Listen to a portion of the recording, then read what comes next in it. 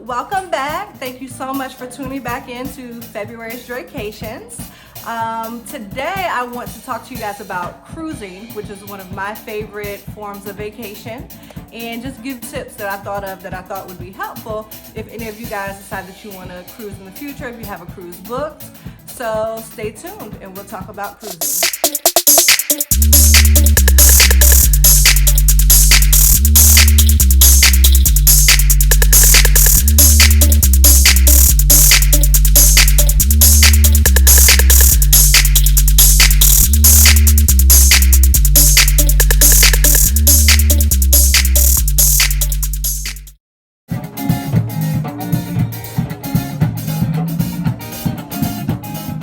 Book as far in advance as you can.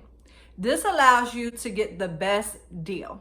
Go ahead and book it. A lot of times you can get a really low down payment. I know sometimes Carnival has a $50 down payment. Royal Caribbean typically wants about $100 per person. So it's not something that you have to have the money all in full for. This allows you time to watch the cruise over whatever time frame that you've booked in advance.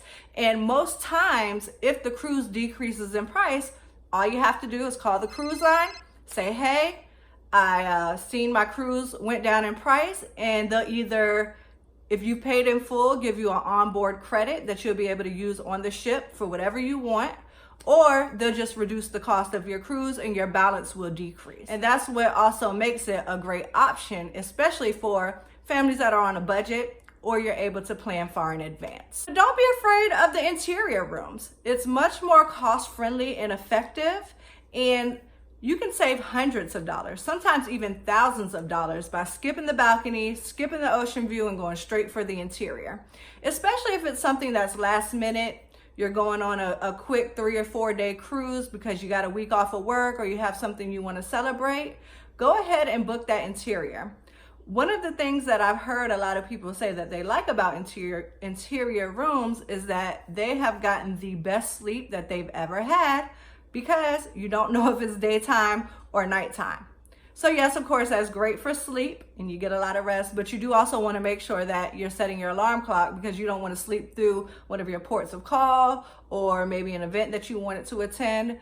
But don't discount the interior rooms. So another way to kind of maximize your cruise budget or your vacation budget if you're going on a cruise is to search different ports. So we all know most of the cruise ports, or all of the main cruise ports that a lot of people know about, are in Florida. So you have Miami, Fort Lauderdale, Orlando, Tampa, Jacksonville, which is wonderful, leaving right out of the Sunshine State and heading out for your cruise.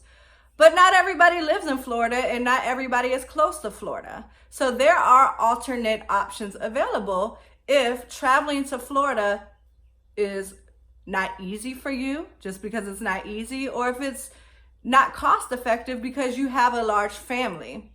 So research different embarkation ports. There's a port in South Carolina. There's a port in Norfolk, Virginia. There's a port in New Jersey. There is a port in Galveston, Texas. There's also one in Seattle, Washington. And I may be missing one or two. All right, so this is a really highly debated topic, but I'm here to let you know the drink package is worth it, hands down. If you like to drink, and I'm not just talking about alcohol, I'm talking about water, energy drink, specialty coffees, hands down, it's worth it. It's especially worth it if you do like to drink alcohol. Alcohol beverages on the ship run anywhere from about $10 to $15 a piece. So if you think $40 to $60 a day, if you're going to drink at least 5 alcohol beverages a day, then it's more than paid for itself. Plus you get the extra perks of the other drinks that we had talked about. It feels a lot better going ahead and spending the couple $100s up front than to get that surprise bill at the end of the trip. So this one is non-negotiable. I learned from firsthand experience. Pack yourself a medicine kit. You can find a lot of medications very inexpensive at the Dollar Tree or the Family Dollar, Dollar General, whatever you have close to you. And just go there and pack it with some over-the-counter medications that you might need. You never know what can happen. Go ahead and pack some Benadryl, maybe some acid reflux medication, some aspirin or Tylenol. Put a couple of Band-Aids in there, maybe some ointment to heal up cuts or scars. One of the cruises that I went on, I had a really bad reaction. I'm not sure to what, but my eyes basically were swollen shut. And for about 2 days, I really didn't know what it was or what to do. So 2 different times, my husband went to the ship store, and the first time he bought me eye drops, $20 for a little bottle of eye drops. Did not work. Of course, I can't return eye drops, so that's $20 down the drain. And then my friend, thank you, Farrah, I appreciate you, had the bright idea of taking Benadryl. So back down to the ship store he went, spent another $20 for a little teeny box of Benadryl. Now, thankfully, the Benadryl did work. My eyes got better and I was able to enjoy the rest of my cruise. But that was a unnecessary $40 that could have been much better spent on the roulette table in the casino.